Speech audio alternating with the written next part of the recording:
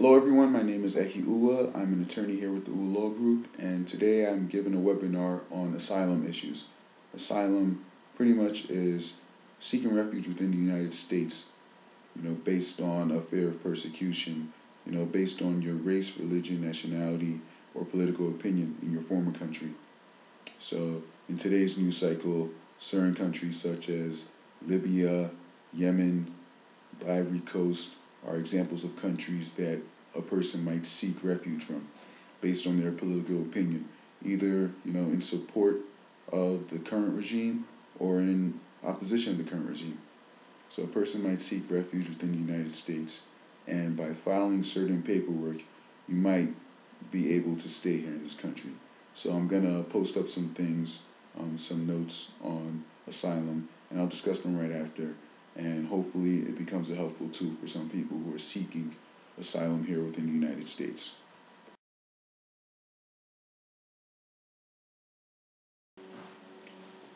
All right, so the first question normally asked is, am I eligible for asylum? That's the basic question. People want to know whether they're eligible for asylum.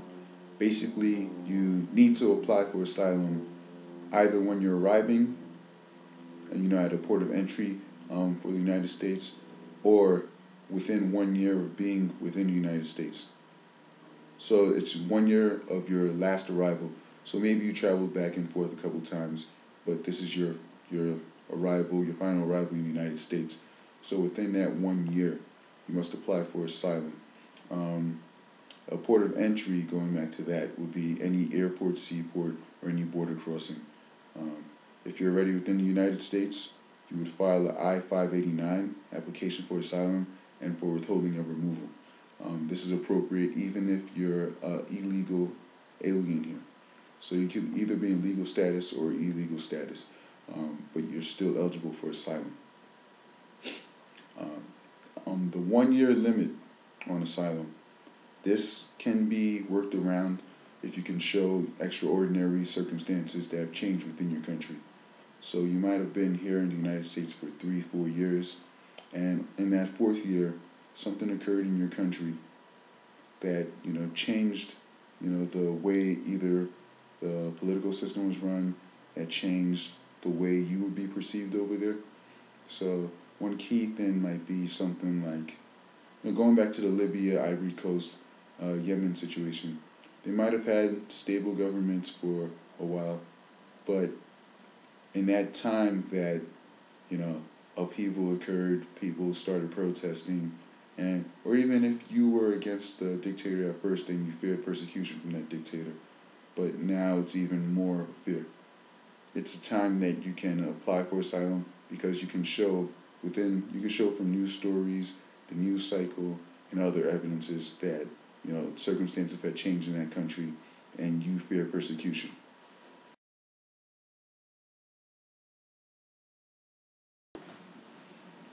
Another complication some people might have are, language barriers. But my guess is if a person can't speak English, most likely you're not watching this right now. But I'll answer the question anyway. If you don't speak English, you will be interviewed through a translator. So a translator will also help you out with the interview process. But if you have any documents that are not in English, you need to provide a certified translated document that will be in English to provide to immigration officers.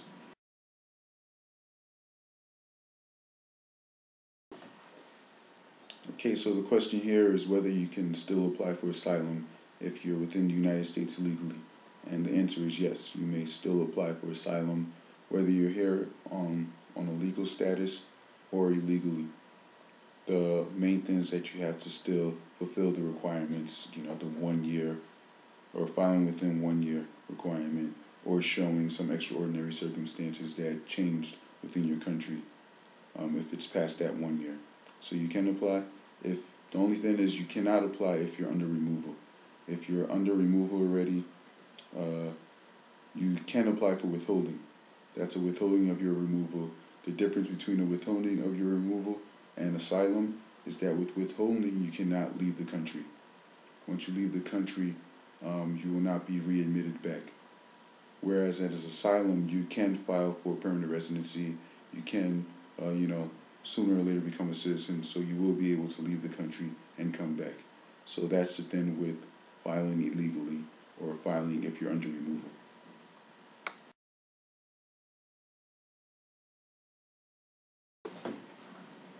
Okay, so the next question asks whether you can be granted asylum if you were convicted of a crime.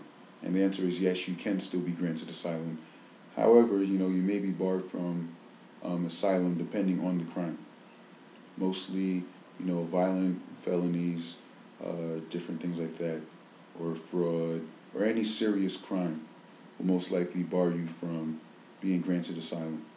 A lesser offense, maybe, you got in trouble as a youth, or, a simple open container ticket. Those sorts of crimes shouldn't bar you from asylum. You never know. It's always up to whoever's determining the case, but those sort of cases shouldn't bar you from asylum. But again, those violent felonies or a serious felony would most likely bar you from asylum if you're convicted of the crime.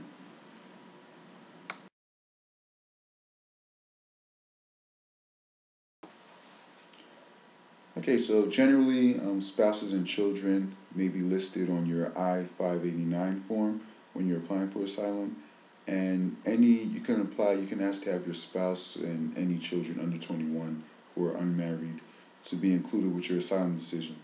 Therefore, if you're granted asylum, they will also be granted asylum, barring any other, bar for them to their legal status. So maybe you have a son who's 20 who's committed a felony, a violent felony, or daughter. I don't want to be sexist about felonies. They might be barred for a different reason, so they might not be granted asylum. But generally, you can apply for your spouse and children under 21 who are unmarried. You can apply for them to also be included with your asylum decision. So if you're granted asylum, they also will be granted asylum.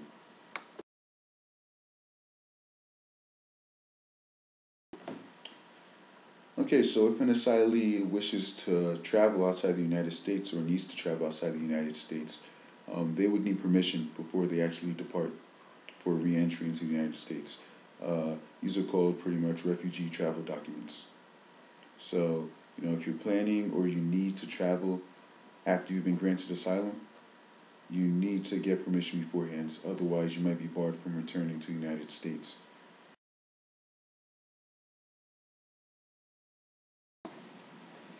Okay, so a follow-up to the previous question would of course be, what if you want or need to travel after you've applied for asylum? And this means you haven't been granted asylum yet, you've only applied for asylum. And the general thing is that, someone applying for asylum should not travel outside the United States without receiving, advanced parole from, the United States. And in order to receive advanced parole, you need to fill out a form I-131. And this is a travel document allowing certain individuals without visas to be readmitted to the United States after travel.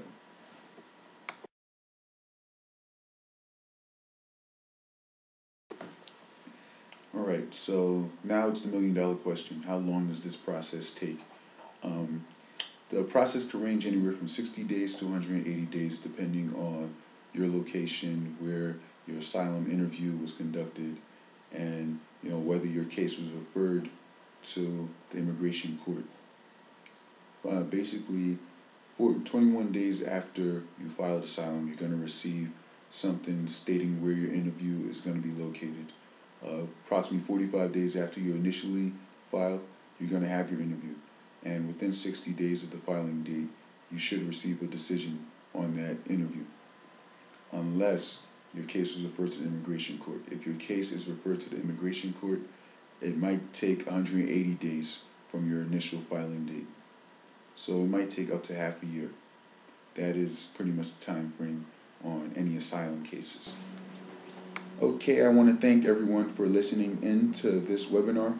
If you need any further assistance anywhere in the country, please contact our offices. We have 2 office locations that serve the whole nation, pretty much.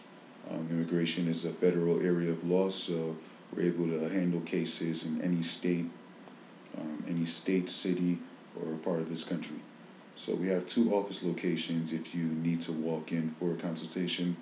Those locations are in Brooklyn and Atlanta. The Brooklyn office number is 347-663-7468, and our Atlanta office number is 678-466-7932. Again, if you have any questions, please give us a call. Consultation over the phone is free. In-person consultation is a $50 fee that will be put towards your retainer if you retain us for your case.